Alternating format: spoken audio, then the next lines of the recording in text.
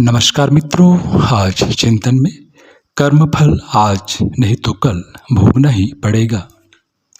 यदि कर्म का फल तुरंत नहीं मिलता तो इससे यह नहीं समझ लेना चाहिए कि उसके भले बुरे परिणाम से हम सदा के लिए बच गए। कर्मफल एक ऐसा अमिट तथ्य है जो आज नहीं तो कल भुगतना ही पड़ेगा। कभी कभी इन परिणामों में देर इसलिए होती है कि ईश्वर मानवीय बुद्धि की परीक्षा करना चाहता है कि व्यक्ति अपने कर्तव्य धर्म समझ सकने और निष्ठापूर्वक पालन करने लायक विवेक बुद्धि संचित कर सका या नहीं। जो दंड भय से डरे बिना दुष्कर्मों से बचना मनुष्यता का गौरव समझता है और सदा सत्कर्मों तक ही सीमित रहता है, समझना चाहिए कि उसने सज्जनता की परीक्षा पास कर ली और पशुता से देवत्व की ओर बढ़ने का शुभारंभ कर लिया। दंड भय से तो विवेक रहित पशु को भी अवांछनीय मार्ग पर चलने से रोका जा सकता है। मानवीय अंतःकरण की विकसित चेतना तभी अनुभव की जा सकेगी जब वह कुमार्ग पर चलने से रोके और सन्मार्ग के लिए प्रेरणा प्रदान करे। लाठी के बल पर भेड़ों को इस या उस रास्ते पर चलाने में गडरिया सफल रहता है। सभी जानवर इसी प्रकार दंड भय दिखाकर अमुक प्रकार से देखे जोते जाते हैं।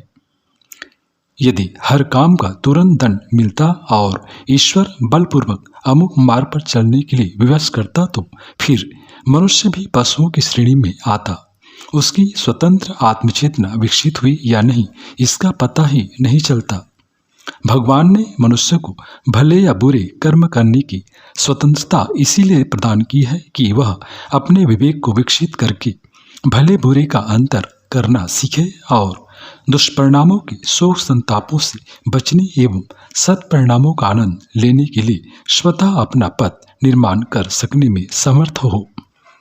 उन्नति को अपनाने वाला विवेक और कर्तव्य परायणता, यह दो ही कसौटी मनुष्यता का आत्मिक स्तर विकसित होने की है। इस आत्म विकास पर ही जीवनोद्देश्य की पूर्ति और नर जन्म की सफलता अवलंबित है। ईश्वर चाहता है कि व्यक्ति अपनी स्वतंत्र चेतना का विकास करे और विकास क्रम से आगे बढ़ता हुआ पूर्णता का लक्ष्य प्राप्त करने की सफलता प्राप्त करे। यदि ईश्वर को यह प्रतीत होता कि बुद्धिमान बनाया गया मनुष्य पशुओं जितना मूर्ख ही बना रहेगा तो शायद उसने दंड के बल पर चलाने की व्यवस्था उसके लिए भी सोची होती।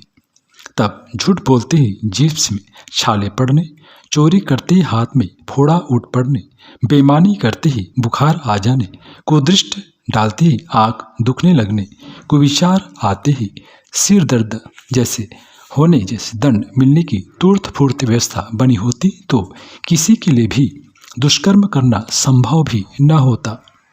लोग जब उसके लाभ की अपेक्षा प्रत्यक्ष हानि देखते तो दुष्कर्म करने की हिम्मत न करते।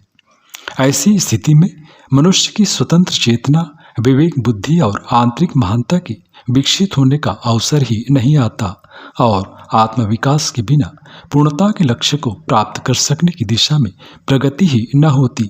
अतएव परमेश्वर के लिए यह उचित ही था कि मनुष्य को अपना सबसे बड़ा, सबसे बुद्धिमान और सबसे जिम्मेदार बेटा समझकर उसे कर्म करने की स्वतंत्रता प्रदान करे और यह देखे कि वह मनुष्यता का उत्तरदायित्व संभाल सकने में समर्थ है या नहीं।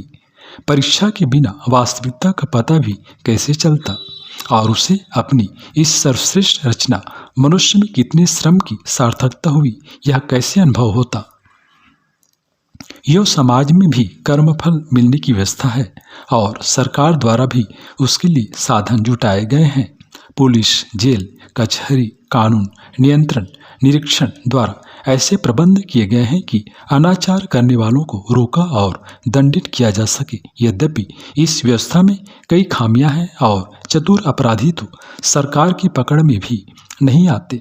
कुछ आते हैं तो कानूनी बारीकियों की आड़ में तथा संबंधित अफसरों को प्रभावित कर दंड से बच निकलने का रास्ता खोज लेते हैं। तो भी आखिर एक व्यवस्था तो है ही और यह कठोर शासन हो तो अधिकांश अपराधों, दुष्कर्मों को सहज ही रोका भी जा सकता है और अपराधियों को इतना दंडित किया जा सकता है कि उसे तो क्या दूसरे देखने वालों को भी वैसा साहस न हो। जो हो, आखिर एक सरकारी व्यवस्था तो है ही जो हजारों लाखों कुमार्गामियों को तिरस्कृत करने और दंडित करने में लगी रहती है और किसी हद तक रोकथाम भी करती है। समाज में कुकर्मियों का तिरस्कार और अविश्वास होता है। लोग उनका सहयोग समर्थन नहीं करते और संपर्क बनाने से बचते हैं। मनुष्य की उन्नति पारस्परिक सहयोग पर निर्भर है। जिसे दूसरों का जितना गहरा प्यार और सच्चा सहयोग मिला वह उतना ही उन्नतिशील बन सका है। यह लाभ कुमार्गामियों को नहीं मिल सकता। उनसे सभी डरते हैं और सोचते हैं कि संपर्क बढ़ाने पर वह हमारे ही ऊपर घात चला सकता है। झंझट मोल न लेने की कायरता से डरकर कोई प्रत्यक्ष विरोध कर संघर्ष न करे। चुप भले ही बैठा रहे, पर अनैतिक व्यक्ति को सच्चे मन से प्यार कोई नहीं कर सकता।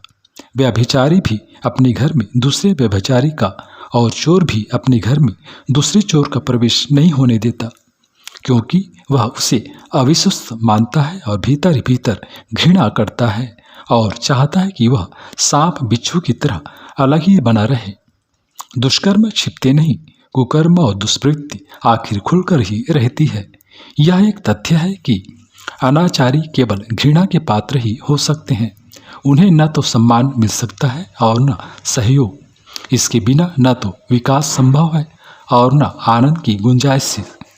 कुकर्मी थोड़े से साधन भर इकट्ठे कर सकते हैं और उनसे यत्किंचित शरीर एवं इंद्रियों का क्षणिक सुख भोग सकते हैं, पर सामाजिक प्राणी होने के नाते जिस श्रद्धा, सम्मान, प्यार और सहयोग की उसे भारी भोग और आवश्यकता रहती है, उसे सदा अप्राप्त ही रहेगी। सामाजिक असहयोग और तिरस्कार एक ऐसा दंड है जो अप्रत्यक्ष होते हुए भी मनुष्य को घर में रहने वाले भूत पिशाच की तरह उद्विग्न और संत्रस्त रखता है। यह स्थिति जेल का दंड भोगने वाले कैदी से कम कष्टकारक नहीं है। कुमार्गामी आत्म प्रताड़ना के दंड से बच नहीं सकता। यदि आत्मा को सर्वथा कुचल मसल न दिया हो, उसमें थोड़ी सी चेतना बाकी रहने दी हो, तो कुकर्म के लिए आत्मग्लानि और धिक्कार की आवाज भीतर से निरंतर उड़ती रहेगी। दूसरों से पाप को छिपाया भी जा सकता है, पर आत्मा से वस्तुस्थिति कहाँ छिपती है। वह अनिति अपनाकर बढ़ती गई निश्चिता के लिए निरंतर धिक्कारती रहेगी और पश्चाताप की आग में बुरी तरह जलाती रहेगी। पापी मनुष्य एक क्षण के लिए भी शांति अनुभव नहीं कर सकता। भीतर की प्रताड़ना बाहरी दंडों से अधिक हानिकारक होती है। उसके कारण व्यक्ति निरंतर दुर्बल, उद्विग्न, एकाकी, निराश और विक्षिप्त बनता चला जाता है। व्यक्तित्व को हेय, पतित और अस्त व्यस्त बनाने में आत्मग्लानि ही सबसे बड़ा अवरोध सिद्ध होती है। फिर ईश्वरीय विधान भी निस्तस्व नहीं हुआ है। आज नहीं तो कल उसकी व्यवस्था के अनुसार कर्मफल मिलकर ही रहेगा। देर हो सकती है, अंधेर नहीं। सरकार और समाज से पाप को छिपा लेने पर भी आत्मा और परमात्मा से उसे छिपाया नहीं जा सकता। इस जन्म या अगले जन्म में हर बुरे भले कर्म का प्रतिफल निश्चित रूप से भोगना पड़ता है। आज का लिया कर्ज कल चुकाना पड़ेगा। इससे यह नहीं सोचा जा सकता कि कर्ज के नाम पर लिया हुआ पैसा मुफ्त में ही मिल गया। पाप का दंड आज नहीं भुगतना पड़ेगा तो किसी को यह नहीं समझ बैठना चाहिए कि उससे सदा के लिए छुट्टी हो गई। ईश्वरीय कठोर व्यवस्था उचित न्याय और उचित कर्मफल के आधार पर ही बनी हुई है। सो तुरंत न सही कुछ देर बाद उसमें अपने कर्मों का फल भोगने के लिए हर किसी को तैयार रहना चाहिए।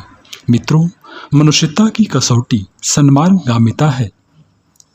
विवेक की परख कुमार्ग से बचने में है। मानवीय गरिमा का तकाजा है कि हम न्याय, औचित्य और कर्तव्य को अपनाएं, न तो अशुभ सोचें और न अनुचित कदम उठाएं। इसी में बुद्धिमत्ता और दूरदर्शिता सन्निहित है।